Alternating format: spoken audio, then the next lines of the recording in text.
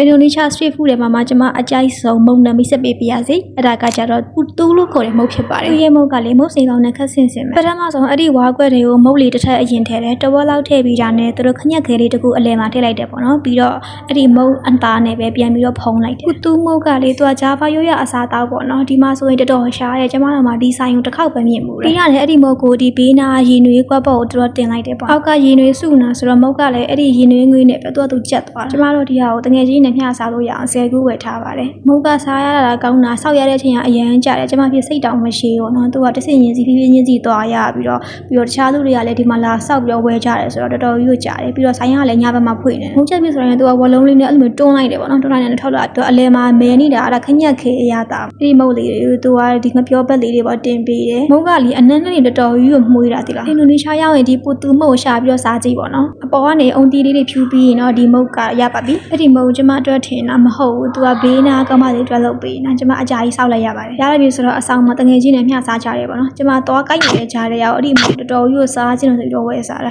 တကယ်ကြီးကိုစားကောင်းပါတယ်အလုံးပဲစမ်းစားကြည့်လို့အတွက်အကြံပေးခြင်းပါတယ် Thanks for watching see you in the next video bye bye